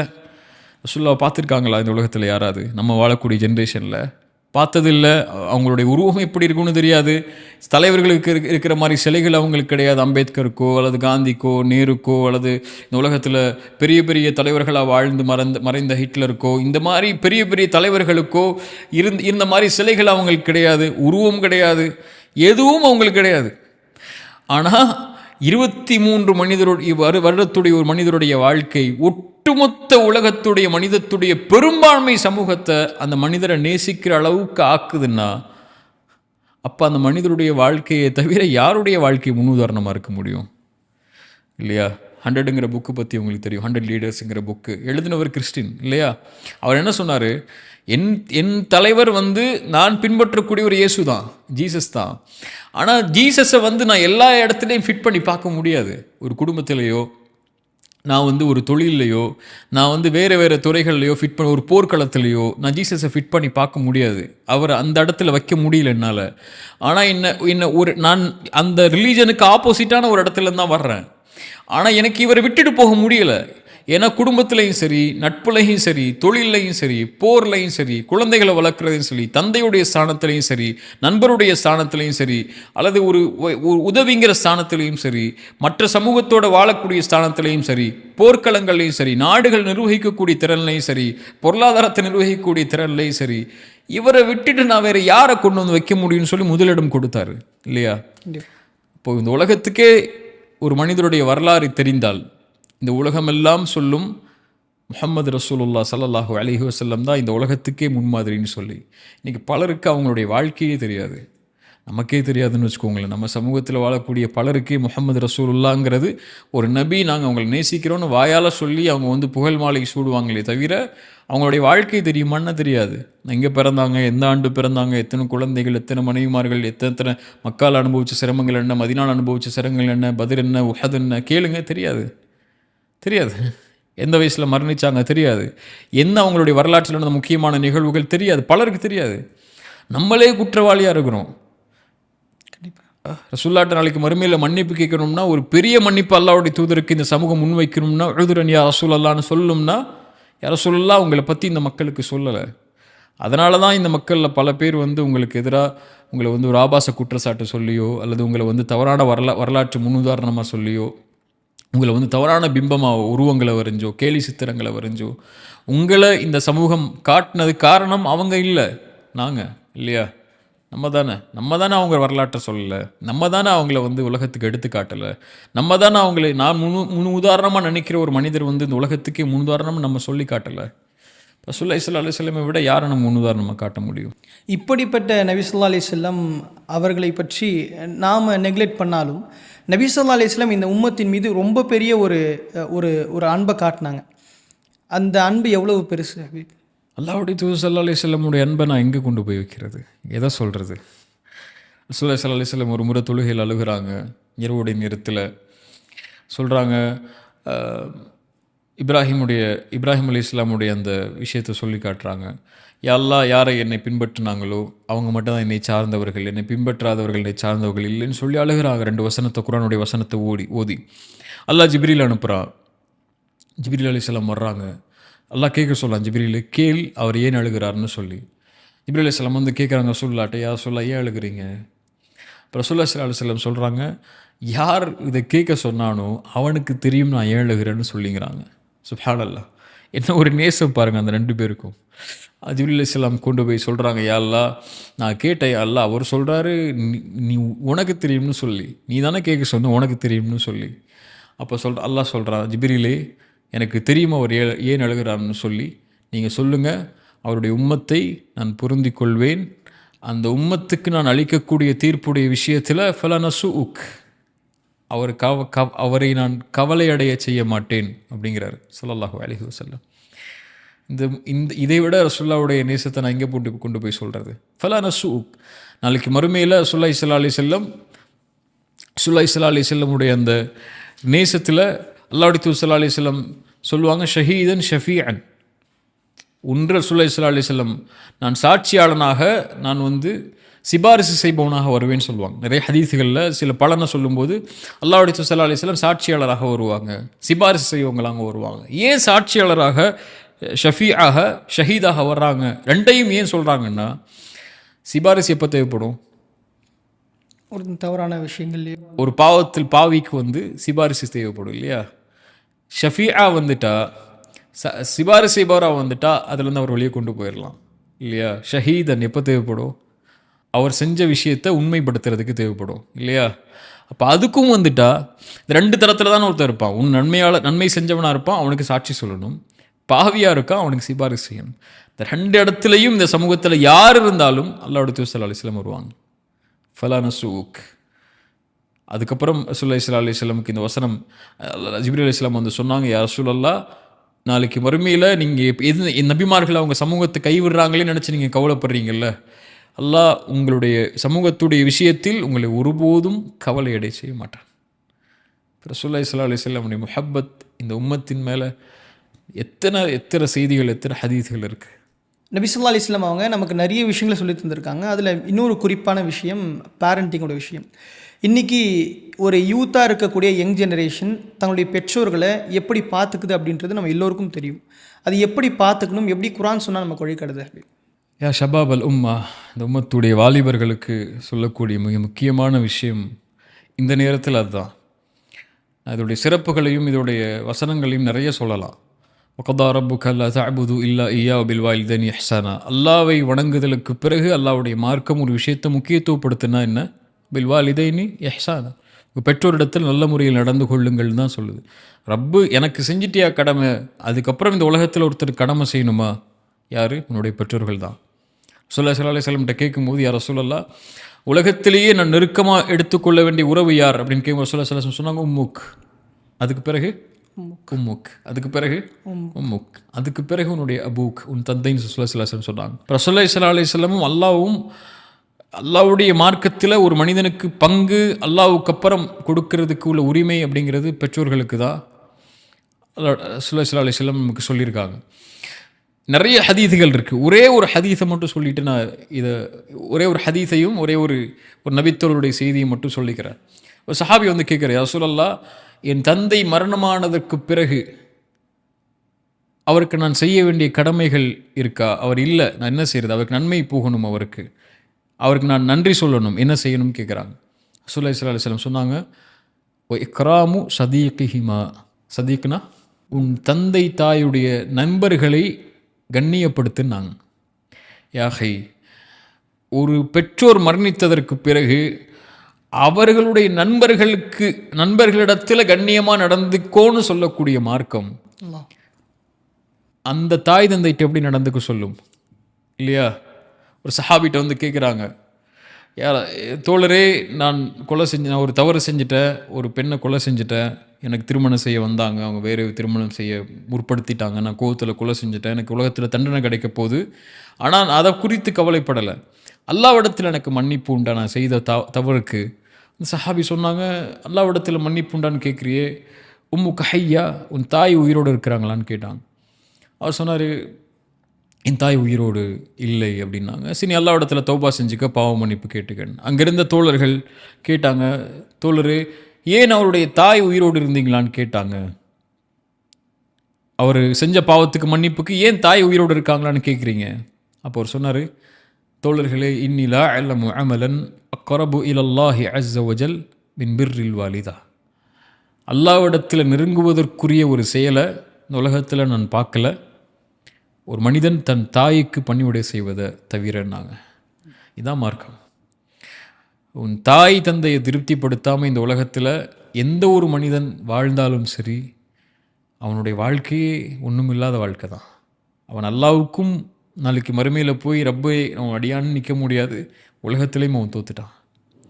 அல்லாஹ்வுக்கு நெருக்கமாக இருக்கக்கூடிய ஒரு அடியான், இறைநம்பிக்கையோடு வாழணுங்கிற அடியான் உலகத்தில் எடுத்துக்கொள்ள வேண்டிய கடமை மிக முக்கியமானது. அல்லாஹ்வுக்கு அப்புறம் பெற்றோர்களை பேணுறது, கண்ணியமாக நடந்துக்கணும். இந்த காலத்தில் இருக்கக்கூடிய பெற்றோர்கள், இந்த காலத்தில் இருக்கக்கூடிய வாலிபர்கள்லாம் இன்றைக்கி வெகு தூர பயணம், வெளிநாடு பயணம், அல்லது வெளியூருடைய கல்லூரி படிப்பு இப்படின்னு பெற்றோர்களை விட்டு விலகி வாழக்கூடிய காலகட்டமாக உலகமாக இது ஆயிடுச்சு. மொத்தமாக கூட்டு குடும்பம் யாரும் இருக்கிறது இல்லை, தனித்தனி குடும்பங்களாக மாறிடுறாங்க. மனைவி வந்துடுறாங்க, குழந்தை வந்துடுறாங்க, அவர் வெளிநாட்டில் இருக்கிறார், அடுத்து நிறைய ஆண்டுகள் பெற்றோர்கள் ஊரில் இருக்கிறாங்க. இந்த நேரத்தில் எவ்வளவு பேணுதலோட கண்ணியத்தோட பெற்றோர்களை அரவணைத்து போகணுமோ, எவ்வளோ கண்ணியமான முறையில் பேசணுமோ, எவ்வளோ அன்பான முறையில் பேசணுமோ, அந்த அடிப்படையில் அவங்களுடைய உறவை ஆக்கிக் கொள்ளணும். எப்போவுமே நான் சொல்கிறது ஒன்று தான், அல்லாஹ் உங்களுக்கு ஒரு நாளில் ஒரு முக்கியமான அல்லாஹ் உங்களுடைய ஒரு நாளுடைய ஒரு அல்லாஹ்வுடைய அன்பையும் அல்லாஹ்வுடைய அருளையும் பரக்கத்தையும் அந்த நாளுக்கு கொடுக்கணுமா, 2 விஷயத்தை செய்வாங்கன்னு சொல்லுவேன். அது வந்து ரசூலுல்லாஹி ஸல்லல்லாஹு அலைஹி வஸல்லம் காட்டின வழிமுறை அப்படின்னு நான் சொல்ல வரல. அது ஹதீஸ்கள் அடிப்படையில் நமக்கு புரிகிறது. 2 விஷயத்தை செய்யுங்க. ஒன்று, காலையிலையும் மாலையிலையும் குர்ஆன் ஓதுங்க. உங்களுக்கு இருக்கக்கூடிய எல்லா பிரச்சனைகளுக்கும் அது உங்களுக்கு சொல்யூஷனாக இருக்கும். 2வது, ஒரு நாளைக்கு ஒரு முறையாவது நானும் அதில் குறைவுபடுறேன், எல்லாம் என்னை மன்னிக்கணும், இது மூலியமாக எல்லாம் என்னை சீர்திருத்தணும். ஒரு நாளைக்கு ஒரு முறையாவது உங்கள் தாய் தந்தைகிட்ட ஃபோன் பண்ணி பேசுங்க. அவங்க உயிரோடு இல்லையா, அவங்க நண்பர்கள் இருந்தாங்கன்னா ஃபோன் பண்ணி பேசுங்க. அல்லாஹ் உங்களுக்கு பரக்க செய்யும். அது மூலியமாக உங்களுடைய நிலைமையை ஒரு தாய் தந்தை புரிந்து உங்களுக்காக கையேந்திட்டாங்கன்னா அல்லாஹ்விடத்தில் அந்த துவா மறுக்கப்படவே செய்யாது. ஒரு தாய் கேட்கக்கூடிய அந்த இஹ்லாஸான துஆ மாதிரி இந்த உலகத்தில் யாரும் உங்களுக்காக துவா செய்ய மாட்டாங்க. அந்த உறவை கையில் வச்சுக்கிட்டிங்கன்னா அல்லாஹ் உங்களோட இருப்பான். அந்த உறவை விட்டுட்டிங்கன்னா அல்லாஹ் உங்களோட ஒருபோதும் இருக்க மாட்டான். ஹபீப் நபி ஸல்லல்லாஹு அலைஹி வஸல்லம் அவங்க பல விஷயங்களை நமக்கு வழி நடத்துகிறாங்க. அதில் இன்னொரு முக்கியமான விஷயம் பார்த்தோம் அப்படின்னா நட்பாக இருக்குது. இன்றைக்கி நண்பன் வளருவதற்கும் அவன் தாழ்வதற்கும் நட்பு ரொம்ப பெரிய ஒரு பங்கு வகிக்கிறதை நம்ம பார்க்குறோம். அது எப்படி இஸ்லாம் பார்க்குது? எப்படி பெற்றோர்களுக்கு இஸ்லாம் முக்கியத்துவப்படுத்தி ஒரு விஷயத்தை சொல்லுதோ, அதே மாதிரி நட்புங்கிற ஒரு விஷயத்தையும் இஸ்லாம் ரொம்ப முக்கியத்துவப்படுத்துது. ஏன்னா ஒரு பெற்றோர்களுக்கு அப்புறம் இந்த உலகத்தில் ஒரு மனிதன் அவனுடைய வாழ்க்கையில் எடுத்துக்கொள்ளக்கூடிய ஒரு உறவுன்னா இயற்கையாகவே நட்பு தான். ரசூலுல்லாஹி ஸல்லல்லாஹு அலைஹி வஸல்லம் அதனால தான் சொன்னாங்க, ஒரு மனிதன் எப்படி இருப்பான்னா அவன் நண்பன் எந்த வழியில் இருப்பானோ அதே வழியில் தான் அவன் இருப்பான். ஃபல்யன்துரு அஹதுக்கும் மை யுஹாலில். அதெல்லாம் ரசூலுல்லாஹி ஸல்லல்லாஹு அலைஹி வஸல்லம் சொன்னாங்க, நீங்கள் யாரை நண்பராக தேர்ந்தெடுத்துக்க போகிறீங்கன்னு பார்த்துக்கோங்கன்னாங்க. ரசூலுல்லாஹி ஸல்லல்லாஹு அலைஹி வஸல்லம் சொன்னாங்க, நல்ல நண்பனுக்கும் தீய நண்பனுக்கும் உள்ள உதாரணம் நறுமண கடையில் வேலை செய்யக்கூடியவன், அதாவது ஸ்ப்ரே அத்தர் கடையில் வேலை செய்யக்கூடியவனுக்கும் ஒரு இரும்பு பட்டையில் வேலை செய்யவனுக்கும் உள்ள வித்தியாசத்தை மாறினாங்க. நறுமண கடையில் வேலை செய்கிறவனோட நட்பு வச்சிங்கன்னா ஒன்று அவன் டெஸ்டர் கொடுப்பான், அல்லது அவன் விற்பான், அதை வாங்கிப்பீங்க, இல்லை அது நறுமணமாக உங்களோட இருக்கும். தொழுகையாளியோட நட்பு வச்சிங்கன்னா ஒன்று நீங்கள் தொழுவீங்க, அல்லது அட்வைஸ் கொடுப்பான் உங்களுக்கு, அல்லது தொழுகை இல்லைனாலும் கூட ஓகே தொழுகணும் அப்படிங்கிற ஒரு எண்ணமாவது உங்கள் வாழ்க்கையில் ஏற்படும் இல்லையா. இரும்பு பட்டையில் வேலை செய்யக்கூடிய நட்பு வச்சிங்கன்னா, தொழுகை இல்லாதவனுக்கு நட்பு வச்சிங்கன்னா, உதாரணத்துக்கு சொல்கிறேன், தொழுகை நட்பு வச்சிங்கன்னா ஒன்று அந்த இரும்பு பட்டையில் போனீங்கன்னா அழுக்கு தூசி உங்கள் மேலே ஒட்டும், அல்லது அதில் வரக்கூடிய தீக்கதிர்கள் அங்கே உங்களுடைய உடலில் இருக்கக்கூடிய ஆடைகள்லையோ உங்கள் மேலேயோ காயங்கள் ஏற்படுத்தும் இல்லையா. ஒன்று நீங்கள் தொழுகையை வந்து நீங்கள் தொழுவீங்க, அவர் தொழாமல் இருப்பார். தொழுகை இல்லாதவரோட நட்பு வச்சிங்கன்னா என்ன ஆகும்னா, ஒன்று தொழுகையை நீங்கள் விடுவீங்க ஒரு நாள், அல்லது தொழுகையை விடுறத பாவமாக கருத மாட்டீங்க. சிகரெட்டோ சாராயமோ அல்லது மதுவோ அடிக்கக்கூடிய ஒரு ஒருத்தனோட நட்பு வச்சிங்கன்னா நீங்கள் சிகரெட் அடிக்காமல் இருக்கலாம், நீங்கள் அதனால் நீங்கள் அவர் சிகரெட் வாங்கி கொடுக்காம கூட இருக்கலாம், அல்லது மது வாங்கி கொடுக்காம கூட இருக்கலாம். ஆனால் ஒரு நாள் வரும் அது நீங்கள் தப்புன்னு கருத மாட்டீங்க. அதனால தான் உங்கள் நண்பர்களை தேர்ந்தெடுக்கும் போது நல்ல நண்பர்களை தேர்ந்தெடுத்து கொள்ளுங்கன்னு சொல்லுது இல்லையா. குர்ஆன்ல அல்லாஹ் ரப்புல் ஆலமீன் சொல்றார், வஸ்பிர் நஃப்ஸக மஅல்லதீன யதுஊன ரப்பஹும் பில் கதாத்தி வல் அஷி யுரீதுன வஜ்ஹஹு. அல்லாஹ்வுடைய தூதருக்கு அல்லாஹ் சொல்லும்போது காலையிலும் மாலையிலும் அல்லாஹ்வை நினைவு கூர்ந்து அல்லாஹ்வுடைய முகத்தை நாட இருக்கக்கூடிய மக்களோடு உங்களை நீங்கள் ஆக்கிக் கொள்ளுங்க நபியே. அல்லாஹ்வுடைய நினைவை விட்டு தொலைந்து உலகத்துடைய மனோயிச்சைகளில், உலக ஆசைகளில், உலகத்துடைய இன்பங்கள் இருக்கக்கூடியவனோட, அது வீணான காரியத்தில் இருக்கக்கூடியவனோட நட்பாக்கி கொள்ளாதீங்க. அது உங்களுக்கு எதையும் பிரயோஜனம் அளிக்காது. ஒரு அல்லாஹ்வுடைய மார்க்கத்தில் இருக்கக்கூடிய ஒரு மனிதன் 2 நண்பர்களை பக்கத்திலே வச்சுருப்பான். அதான் உண்மையான நட்பும் கூட. ஒன்று, அந்த நண்பன் நல்ல நண்பனுக்குங்கிற அடையாளம் முதலாவது அவனுக்கு இருக்கக்கூடிய நலவுகள் அவன் சொல்கிறதை விட அவன் தப்பு செஞ்சால் சொல்லி காட்டுவான். நீ தப்பு செய்கிற திருத்திக்குன்னு சொல்லுவான். உங்களை ஒருத்தர் புகழ்ந்துக்கிட்டே இருக்கிறான்னா அவன் உண்மையான நண்பன் இல்லை. உங்கள் தவற சொல்கிறவன் மட்டும்தான் உங்களுடைய உண்மையான நண்பன். அவனை நீங்கள் பக்கத்தில் வச்சுக்கோங்க. அதுதான் உங்கள் வாழ்க்கையை அடுத்த கட்டத்துக்கு கொண்டு போகும். நீ என்ன பண்ணாலும் நல்லதாண்டா பண்ணுற மச்சான், நீ உன்ன மாதிரி இருக்குமா, நீ தாண்டா, உன்னை தவிர யாரான்னு சொல்லிட்டு அவன் சொல்லுவான்ல, அவன் உங்கள் நல்ல நண்பன் இல்லை. தப்பு செய்யும்போது தப்பான பாதையில் போகிற, இது தப்பு, இதை விடு அப்படின்னு சொல்லுவான்ல, அவனை தேர்ந்தெடுத்துக்கோங்க. 2வது, இன்பமான நேரத்தில் எல்லாமே இருக்கும்போது உங்களோடு இருக்கிறவனை விட நீங்கள் நஷ்டத்திலையும் கஷ்டத்திலையும் பிரச்சனைகள்லையும் இருளையும் இருக்கும்போது நான் இருக்கவா, உன் காரியத்தை நான் லேசாக்கிறவான்னு சொல்லி உங்களுக்கு கரம் கொடுக்குறான்ல, அந்த நண்பனை தேர்ந்தெடுத்துக்கோங்க. அது ரொம்ப கஷ்டம். அல்லாட்ட கேளுங்க. ரப்பிட்ட கேளுங்க, அல்லாஹ் எப்படி ஒரு நண்பனை கொடியா அல்லான்னு சொல்லி அல்லாஹ் அனுப்புவான். ரசூலுல்லாஹி ஸல்லல்லாஹு அலைஹி வஸல்லம் அதனால தான் நிறைய ஹதீஸ்களில் சொன்னாங்க, ஒரு சகோதரனுடைய முகத்தில் மகிழ்ச்சி ஏற்படுத்தினா சதக்கா. அல்லாஹ்வுக்கு விருப்பமான செயல் ஒரு தன் சகோதரனுடைய முகத்தில் மகிழ்ச்சி ஏற்படுத்துறதுன்னாங்க இல்லையா? அவன் கஷ்டத்தில் இருக்கும்போது மகிழ்ச்சி ஏற்படுத்துறதுன்னாங்க. ரசூலுல்லாஹி ஸல்லல்லாஹு அலைஹி வஸல்லம் சொன்னாங்க, யார் ஒரு சகோதரனுடைய சிரமத்தை எளிதாக்குவானோ அல்லாஹ் அவனுடைய சிரமத்தை மறுமையில் எளிதாக்குவான்னாங்க இல்லையா? அப்படி உன் சிரமத்தை எளிதாக்கக்கூடிய, உன் கஷ்டத்துக்கு துணை கொடுக்கக்கூடிய ஒரு உறவை, ஒரு நட்பு வளையத்தை தேர்ந்தெடுத்துக்கணும். ஹாரூன் அலைஹிஸ்ஸலாம், மூசா அலைஹிஸ்ஸலாமுக்கு எப்படி அல்லாஹ் ஹாரூனை கொடுத்தானோ, அல்லாஹ்வுடைய தூதருக்கு எப்படி அபூபக்கரை கொடுத்தானோ, என்னதான் நபி தோழருங்கிற உறவு இருந்தாலும் அந்த உறவுக்கெல்லாம் அடிப்படையாக இருந்தது என்ன? அபூபக்கரும் ரசூலுல்லாவும் தோழர்கள், நண்பர்கள் இல்லையா? அதனால தான் அல்லாஹ் இது காலலி சாஹிபிஹி அந்த சௌருடைய வசனத்தை அல்லாஹ் சொல்லும்போது அவர் தன் நண்பரிடத்திலே சொன்னார், லா தஹ்சன் இன்னல்லாஹ மஅனா அப்படின்னு சொல்கிறார். அல்லாஹ்வால் அங்கீகரிக்கப்பட்டவர். ஸல்லல்லாஹு அலைஹி வஸல்லம் மரணத்துடைய செய்தியை உலகத்தில் அல்லாஹ் ஒரு மனிதனுக்கு உலகம் கொடுக்கப்படும், மறுமை கொடுக்கப்படும், அவனோ மறுமையை தேர்ந்தெடுத்து கொண்டான், உலகத்தை கைவிட்டு விட்டான் அப்படின்னு சொல்லும்போது எல்லா சஹாபாக்களும் மகிழ்ச்சி அடையும் போது அபூபக்கர் அழுதாங்க. என்ன இந்த வயசானவர் அழுகிறான்னு எல்லா சஹாபாக்களும் கேலி செஞ்சாங்க. இப்போ ரசூலுல்லாஹ் சொன்னாங்க, உங்களிலேயே அதிகமாக அறிந்தவர் என் தோழர் அபூபக்கர் தான் இல்லையா? அந்த நட்பு தான். அந்த மாதிரி அல்லாஹ் எனக்கு ஒரு தோழமையை கொடு அல்லான்னு சொல்லி அல்லாஹ்விடத்தில் கேட்கணும். அல்லாஹ் அந்த தோழமையை கொடுத்துட்டான்னா அதை விட பெரிய நிஅமத் எதுவும் இல்லை இந்த உலகத்தில். அந்த தோழமை இந்த உலகத்திலையும் சரி மறுமையிலையும் சரி நமக்கு நேசம் கொடுக்கும். அதான் ரசூலுல்லாஹி ஸல்லல்லாஹு அலைஹி வஸல்லம் சொன்னாங்க, அல்லாஹ்வுக்காக நேசித்த இருவரை அல்லாஹ் நாளைக்கு மறுமையில் அர்ஷ் நிழல்ல ஒன்று சேர்ப்பான் இல்லையா? அல்லாஹ்வுக்காக நேசிக்கிறாங்கன்னா அவங்க தோழர்களாக தான் இருப்பாங்க. அப்படிப்பட்ட தோழமை தான் மிக முக்கியமானது இந்த காலகட்டத்தில். அது மிகமாக சோஷியல் மீடியாலையும் சரி, நீங்கள் நேரில் பழகிறது மட்டும் இன்றைக்கி அதிகமாக இல்லை. யாரும் இன்றைக்கி நேரில் பார்த்து பேசுகிறதெல்லாம் இல்லை. ரெஸ்டாரண்ட்டுக்கு காஃபி ஷாப்புக்கோ ரெஸ்டாரண்ட்டுக்கோ போனாலும் கூட, ஃப்ரெண்ட்ஸாக போனாலும் கூட அவர் ஃபோனை பார்த்துட்ருக்காரு, இவர் ஃபோனை பார்த்துட்ருக்காரு. கம்யூனிகேஷன் இன்றைக்கி இல்லை, எல்லாம் சோஷியல் மீடியா கம்யூனிகேஷன் ஆகிடுச்சு. அங்கேயும் சரி நீங்கள் யாரை நட்பு வைக்கிறீங்க, யாரை ஃபாலோ பண்ணுறீங்க அப்படிங்கிறத பாருங்கள். நீங்கள் தப்பானவங்களை நீங்கள் ஃபாலோ பண்ணிங்கன்னா அந்த தப்பு உங்கள் கண்ணுக்கு முன்னாடி வந்துக்கிட்டே இருக்கும். அவர் போடுற போஸ்ட்டோ, அவங்க போடுற தப்பான செயல்களோ உங்கள் கண்ணு முன்னாடி வந்துகிட்டே இருக்கும். அதை நீங்கள் தப்பாக கருதாமல் ஆகக்கூடிய நிலை ஏற்பட்டுரும், நீங்கள் தப்பு செய்யாட்டாலும் கூட. நல்ல நண்பர்களை வச்சுருந்தீங்கன்னா இன்றைக்கி அது உங்களுக்கு அந்த நட்பு, அந்த நல்ல பண்பு வரலைனாலும் ஒரு காலத்தில் உங்களுக்கு அந்த நல்ல பண்பு இயற்கையாகவே வர ஆரம்பிச்சிடும். அங்கே ஃபாலோ பண்ணுறதுல இருந்தாலும் சரி, அல்லது நிகழ்காலத்தில் நம்ம நட்பு யாரை கூட வச்சுக்கூடாது இருந்தாலும் சரி, இந்த தொடர்பு இருந்தால் இந்த தொடர்பு இந்த உலகத்தில் மட்டும் முடிய போகிறது இல்லை, மறுமையிலையும் அல்லாஹ் அவர்களை அழைத்து அரவணைத்து நாளைக்கு மறுமையிலையும் ஒன்று சேர்ப்பான். அல்ஹம்துலில்லாஹ். ஹபீப், இப்போது இஸ்லாம் எனக்கு நிறைய விஷயங்களை கற்றுக் கொடுக்குது. நான் இஸ்லாத்துக்கு கான்ட்ரிபியூட் பண்ணணும் அப்படின்னா என்னவா இருக்க முடியும் ஆஸ் யங் ஜெனரேஷனாக? ரசூலுல்லாஹி ஸல்லல்லாஹு அலைஹி வஸல்லம் சொன்னது தானே, இப்னு அப்பாஸ்க்கு ரசூலுல்லாஹி ஸல்லல்லாஹு அலைஹி வஸல்லம் சொன்னது தான், இஹ்ஃபதில்லாஹ் யஹ்ஃபதக், அல்லாஹ்வை பாதுகார், அல்லாஹ் உன்னை பாதுகாப்பான். அல்லாஹ்வை நீ பாதுகாப்பவனாக மாறினால் அல்லாஹ்வை உனக்கு முன்னால் பெற்றுக்கொள்வாய். அல்லாஹ்வை பாதுகாக்கிறதுனா என்ன? அல்லாஹ்வுடைய தீனை பாதுகாக்கிறது, அல்லாஹ்வுடைய குர்ஆனை பாதுகாக்கிறது, அல்லாஹ்வுடைய மார்க்கத்துக்காக உழைக்கிறது. இப்படி எப்போ நம்ம முன்னாடி வர்றோமோ அதான் சமூக பணி. அல்லாஹ்வுக்கான பணி தான் சமூக பணி. அல்லாஹ்வுக்கான பணினா அல்லாஹ்வுக்காக மட்டும் பண்ணுறது இல்லை. தொழுகிறதும் ஹஜ்ஜும் வணக்க வழிபாடு மட்டும் இல்லை சமூக பணிங்கிறது. சமூக பணிங்கிறது தான் சார்ந்து வாழக்கூடிய மனிதர்கள் எல்லாருக்கும் செய்கிறது தான் சமூக பணி. அதான் எஹ்சான்னு ஒரு தலைப்பு இருக்குது மார்க்கத்தில். எஹ்சானை பற்றி சொல்லும்போது நான் அடிக்கடி சொல்லுவேன், எஹ்சான்னா அதுக்குரிய விளக்கம், அடிப்படை விளக்கம் வேறு. அல்லாஹ் உங்களை பார்க்குற மாதிரி வணங்குங்க, அவனை நீங்கள் பார்க்காட்டாலும் அவன் உங்களை பார்த்துட்டு இருக்காங்க நினைப்பில் வணங்குங்கிறது. ஆனால் குண அடிப்படையில் எஹ்சான் முஹ்சின்கள் அல்லாஹ் குர்ஆனில் சொல்லும்போது அதுக்குரிய விளக்கமான ஒரு விளக்கத்தை சொல்லுவேன். அறிஞர்களுடைய விளக்கம் தான் அதுவும். அல்லாஹ் உங்களிடத்தில் எப்படி நடந்து கொள்ளணும்னு நினைக்கிறீங்களோ அதே மாதிரி நீங்கள் மனிதர்களோடு நடந்து கொள்ளுங்கன்னு சொல்லுவேன். அல்லாஹ் உங்களுக்கு இரக்கம் காட்டணும்னு நினைக்கிறீங்களா, நீங்கள் மனிதர்களுக்கு இரக்கம் காட்டுங்க. ரசூலுல்லாஹ் சொன்னாங்க, நீங்கள் பூமியில் உள்ளவர்களுக்கு இரக்கம் காட்டுங்கள், வானத்தில் உள்ளவன் உங்களுக்கு இரக்கம் காட்டுவான்னாங்க. உங்களுடைய கஷ்டம் லேசாகணுமா, நீங்கள் பிறருடைய கஷ்டத்தை லேசாக்குங்க. உங்களுடைய குறைகள் மறையணுமா, நீங்கள் பிறருடைய குறைகளை மறைங்க.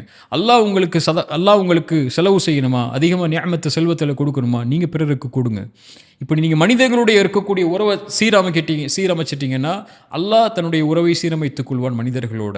இப்போ சமூக பணிங்கிறது அல்லாஹ்வுக்கு செய்கிறது மட்டும் இல்லை, இந்த உலகத்தில் தான் சார்ந்து வாழக்கூடிய மனிதர்கள், முஸ்லீம்களாக இருந்தாலும் சரி, மாற்று மதத்தார்களாக இருந்தாலும், முஸ்லீம் அல்லாதவர்களாக இருந்தாலும் சரி, எல்லாருக்கும் பலனுள்ள வாழ்வை வாழ ஆரம்பிச்சிட்டிங்கனாலே நீங்கள் சமூக பணியில் தான் இருக்கீங்க, சமூகத்துக்கான அர்ப்பணிப்பில் தான் இருக்கீங்க. அந்த அந்த அந்த அந்த அந்த விஷயத்தை நீங்கள் கையாண்டுட்டு போயிட்டாலே போதும், இந்த சமூகத்துக்கான ஒரு பெரிய அர்ப்பணிப்பை நீங்கள் செய்கிறதுக்கு சமமாக இருக்கும். அல்லாஹ்வுக்கும் தன்னை சார்ந்து வாழக்கூடிய மக்களுக்கும் ஏதாவது ஒரு வகையில் அதுக்கு என்னென்னா இன்றைக்கி சமூக பணி அப்படின்னு சொன்னால் என்னென்னு நினைக்கிறாங்கன்னா மேடையில் ஏறி தாவா செய்கிறது மட்டும்தான், அல்லது இன்ஸ்டாகிராமில் பயான் பண்ணுறது மட்டும்தான், அல்லது ஜும்மா கொத்துபாக்கள் செய்கிறது மட்டும்தான், தாவாவில் இருக்கிறது மட்டும்தான் அல்லாவுக்கான பணி போல், மற்ற எல்லாமே நார்மலான பணி போல். இல்லை, அப்படியெல்லாம் இல்லை. நீங்கள் இந்த உலகத்தில் நல்ல மனிதராக, நல்ல குணமுள்ளவராக, உங்களையும் உங்கள் சார்ந்து வாழக்கூடிய மனிதர்களையும் கண்ணியத்தோடையும் எல்லா உதவி வாய்ப்புகளோடையும் நீங்கள் வச்சுருந்தீங்கன்னாலே இந்த உலகத்தில் நீங்கள் மேன்மையானவங்க தான், இல்லையா? சிறந்த குணமுடையவங்க தான். நீங்கள் அல்லாவுக்கான பணி செய்கிறதுங்கிறது தாவா பணி பண்ணுறது மட்டும் இல்லை. நீங்கள் எந்த பணியை அல்லாவுடைய முகத்தை நாடி செஞ்சாலும் சரி, அதோடைய இஹ்லாஸ் உங்களுடைய உள்ளத்தில் அது அல்லாவுக்காகன்னு இருந்துச்சுன்னா அதோடைய கூலியோ அதோடைய பலனோ மேன்மையானது. அந்த அடிப்படையில் எல்லாத்தையும் பார்த்து சமூகத்துக்கான அர்ப்பணிப்பை நம்ம செய்ய தயாராகணும். ஹபீப், லாஸ்ட் கொஷின். இவ்வளவு காலம் நான் பாவம் செஞ்சுட்டேன், இவ்வளவு காலம் நான் ஏதோ ஒரு போக்கில் வாழ்ந்துட்டேன், ஆனால் இதுக்கப்புறம் நான் திருந்தி வாழணும் அப்படின்ற எண்ணம் எனக்கு வருது அப்படின்றவங்களுக்கு நீங்கள் கொடுக்கக்கூடிய ஃபைனல் மெசேஜ்? குல் யா இபாதியல்லதீன அஸ்ரஃபு அலா அன்ஃபுஸிஹிம் லா தக்னது மிர் ரஹ்மத்தில்லாஹ். அல்லாஹ்வுடைய அறிவுரை அது. அறிவுரைகள் அல்லாஹ்வுடைய அறிவுரை மேன்மையானது, இல்லையா? வரம்பு மீறி பாவம் செய்த என் அடியார்கள், யா இபாதி, அவங்களை தன்னுடைய அடியார்களாகத்தான் அழைக்கிறான். லா தக்னது மிர் ரஹ்மத்தில்லாஹ். அல்லாஹ்வுடைய அருளில் ஒருபோதும் நம்பிக்கை இழக்காதீங்க. இன்னல்லாஹ யக்ஃபிரு ذுனூப ஜமீஆ. அல்லாஹ் உங்களுடைய எல்லா பாவங்களையும் அல்லாஹ் மன்னிச்சிருவான். என்ன பாவமாக இருந்தாலும் அல்லாஹ் மன்னிச்சிருவான். ஹுவல்லதி யக்பலு தௌபத அன் இபாதி வயஃபு அன் ஸய்யிஆத். அவன்தான் பாவம் மன்னிப்பை ஏற்றுக்கொள்கிறவன், பாவங்களை மன்னிக்கிறவன். இல்லா மன் தாப வ ஆமன வ அமில அமலன் சாலிஹன் ஃபஉலாயிக யுபத்திலுல்லாஹு ஸய்யிஆத்திஹிம் ஹஸனாத். யார் தௌபா செய்து அல்லாஹ்விடத்தில் வர்றாங்களோ அவங்களுடைய பாவங்கள் அனைத்தையும் அல்லாஹ் நன்மைகளாக மாற்றி கொடுத்துட்றான். யார் அர்ஹமர் ரஹீமின். இப்போ அல்லாஹ்விடத்தில் வரணும்னு நீங்கள் முடிவு பண்ணிட்டாலே அல்லாஹ் உங்களுக்கு முன்னாடி இருப்பான், இல்லையா? இப்போ அல்லாஹ் முன்னாடி வந்துட்டான்னா உலகத்தில் என்ன தேவை இருக்குது? இந்த சமூகம் அதில் மிகுந்த கவனம் செலுத்தணும். ஷபாப் அல் உம்மா, இந்த சமூகத்துடைய வாலிப சமூகம்தான் இந்த எதிர்கால சமூகத்தை பலப்படுத்தக்கூடியவர்கள். நம்ம வீழ்ந்து கிடக்கிறோம், நம்ம பெரிய ஒரு நஷ்டமான நிலைமையில் தான் இருக்கிறோம் சமூகமாக. ஒரு பின்னாடி தான் நம்மளுடைய நிலைமை எல்லா இடத்துலையும் இருக்குது. நமக்காக குரல் கொடுக்கறதுக்கோ, நமக்காக அல்ஹம்துலில்லாஹ் பெரிய முன்னேற்றம் இருக்குது. ஆனால் உலகத்தில் எங்கே பார்த்தாலும் முஸ்லீம்களுக்கு சிரமங்களும் கஷ்டங்களும் இன்னல்களும் துன்பங்களும், அந்த உயிர்கள் மதிப்பட்ட நிலை ஆகிறதும், அந்த குழந்தைகளோட உயிரெல்லாம் ஒரு குப்பைகளில் போகிற மாதிரி ஆகிறதும் தான் இந்த உலகத்தில் பெரும்பான்மை இருக்குது. இந்த எதிர்காலத்துடைய நிலைமை சரியாகணும்னா அல்லாஹ் அந்த சமூகத்துடைய வாலிபர்களை கொண்டு தான் பலப்படுத்துவான். அந்த இடத்துல நானும் நீங்களும் இருக்கிறோமாங்கிறது அல்லாஹ்வுடைய கையில் இருக்குது. அந்த அர்ப்பணிப்புக்கு நம்ம தயாராகிட்டோன்னா அல்லாஹ் அதில் இணைச்சிக்கொள்வான். நம்ம இருந்தாலும் இல்லைனாலும் அல்லாஹ் அந்த சமூகத்தை மாற்ற தான் போகிறான். ரசூலுல்லாஹி ஸல்லல்லாஹு அலைஹி வஸல்லம் சொன்னாங்க, ஒவ்வொரு நூற்றாண்டுக்கும் அல்லாஹ் ஒரு முற்படுத்தக்கூடிய சமூகத்தை அல்லாஹ் உருவாக்குவான்னு சொன்னாங்க. ரசூலுல்லாஹி ஸல்லல்லாஹு அலைஹி வஸல்லம் சொன்னாங்க, தூபாலில் ஓரபா தூபாலில் ஓரபா தூபாலில் ஓரபா, ஓரபாக்களுக்கு நற்செய்தி உண்டுனாங்க. ரசூலுல்லாஹி ஸல்லல்லாஹு அலைஹி வஸல்லம் விளக்கம் சொன்னாங்க, அல்லதீன யுஸ்லிஹூன இதா ஃபஸதன் நாஸ். மக்கள் சீர்கெடும் போது மக்கள் அவங்க சீர்படுத்துவாங்கன்னாங்க. இப்போ சீர்படுத்தக்கூடிய நிலையில் வரக்கூடியவன் வாலிபனாக தான் இருப்பான். வயோதிகர்களை விட தஜ்ஜாலுடைய விஷயத்தை நீங்கள் பார்த்தீங்கன்னா, எதிர்காலத்தில் கடைசி காலத்தில் தஜ்ஜால் வருவான். தஜ்ஜாலை எதிர்க்கக்கூடியதில் மிக முக்கியமாக இருக்கக்கூடியவன் வாலிபனாகத்தான் இருப்பான். ரசூலுல்லாஹி ஸல்லல்லாஹு அலைஹி வஸல்லம் சொன்னாங்க, ஒரு வாலிபனை அழைப்பான், இரண்டா பிளப்பான் தஜ்ஜால், அவனுக்கு இடையில் நடப்பான், மறுபடியும் வருவான், ரெண்டா ஒன்று சேர்ப்பான். ஆனால் அந்த மனிதன் எழுந்ததுக்கப்புறம் தஜ்ஜாலை பார்த்து சிரிப்பான். ஷபாப், ரசூலுல்லாஹி சொன்னாங்க, அவன் வாலிபனாக இருப்பான். ஏன்னா அவனுக்கு தெரியும் தஜ்ஜால் யார், தஜ்ஜால் அறிஞ்சிருப்பான், அந்த இல்மோடு இருப்பான். தஜ்ஜால் வந்ததுக்கப்புறம் எப்படி நடந்து கொள்ளணும்னு இருப்பான். அவனை கொண்டு தான் அல்லாஹ் மக்களுக்கு தஜ்ஜாலுடைய பொய்யை அல்லாஹ் எடுத்து வைக்க சொல்லுவான். ரெண்டாவது முறை உன்னால் செய்ய முடியாதுன்னு சொல்லி அந்த வாலிபன் தான் மக்களுக்கு முன்னாடி சொல்லும் போது தான் தஜ்ஜால் தோற்று போவான், இல்லையா? அதனால் அவனை கொலை செய்வான். அந்த ஷஹீதில் மேன்மையானவங்க ஸல்லல்லாஹு அலைஹி வஸல்லம் சொன்னாங்க. இப்போ எதிர்கால தலைமுறைங்கிறது இந்த வாலிபர்கள் கையில் தான் இருக்குது. நம்ம பாவத்திலேருந்து விடுபட்டு அல்ஹம்துலில்லாஹ் இன்றைக்கி பெரிய மாற்றம் இருக்குது சமூகத்தில். யாரையும் நம்ம குறைபடக்கூடாது. எங்கே பார்த்தாலும் அவன் எப்படி, இவன் எப்படி, இவர் அப்படி, அவர் அப்படின்னு சொல்லி குதர்க்கங்கள் இந்த சோஷியல் மீடியாக்களில் இருந்தாலும் சரி, ஒரு பெரிய மாற்றம் சமூகத்தில் இருக்குது. இதை கையாளக்கூடிய முறையிலையும், இந்த சமூகத்தை வழிநடத்தக்கூடிய முறையிலையும் எல்லாரும் மிக மென்மையான போக்கை கையாண்டோம்னா, இந்த வாலிப சமூகத்தை மீட்டெடுத்தோம்னா, இந்த பாவங்கள் இருந்தோ, இந்த டிஸ்ட்ராக்ஷன்ஸில் இருந்தோ, சோஷியல் மீடியா கலாச்சாரத்தில் இருந்தோ, நோக்கத்தோட, ஒரு குறிக்கோளோட, ஒரு லட்சியத்தோட வணக்க வழிபாட்டில் இருக்கக்கூடிய ஒரு சமூகத்தை உருவாக்குறதுக்காக ஒரு சமூகம் தயாராகிடுச்சுன்னா அந்த சமூகம் வெற்றியான சமூகம் தான். அந்த சமூகமாக இந்த சமூகம் மாறும், அல்லாஹ் ஆக்குவாங்கிற நம்பிக்கை இருக்குது. அதோடைய பங்களிப்பில் அல்லாஹ் நம்மளையும் ஆக்கணுங்கிறது தான் நம்மளுடைய எதிர்பார்ப்பு. ஜிசாக்கமுல்லா ஹைர் கத்தீரா ஹபீப். நிறைய விஷயங்களை தெரிஞ்சுக்கிட்டும் இன்னும் நிறைய விஷயங்களை இன்ஷா அல்லாஹ் தொடர்ந்து கற்றுக்கணும் அப்படின்ற ஆசை இருக்குது இன்ஷா அல்லாஹ். இன்னி உஹிப்கும் ஃபில்லா, அல்லாஹ்வுக்காக நான் நேசிக்கிறேன். இதுபோல் பல கலந்துரையாடல்களை அல்லாஹ் ரப்புல் ஆலமீன் நேசிக்கிறீர்களோ அல்லாஹ் உங்களையும் நேசிக்கட்டும். ஹிப்புக ஃபில்லா. ஜஸாக்கல்லாஹு ஹைர். இந்த நிகழ்வை ஏற்பாடு செய்து என்னுடைய செய்திகளை உங்களிடத்தில் சொல்கிறதுக்கு வாய்ப்பு கொடுத்தது ஜஸாக்கமுல்லா. அல்ஹம்துலில்லாஹ். பாரக்கல்லாஹு ஃபீக்கும். ஜஸாக்கமுல்லா ஹைர் ஹபீப். இன்ஷா அல்லாஹ் அடுத்த தலைப்பில் இன்னொரு நாளில் சந்திப்போம் இன்ஷா அல்லாஹ். இன்ஷா அல்லாஹ். அஸ்ஸலாமு அலைக்கும் வரஹ்மத்துல்லாஹி வபரகாத்துஹு.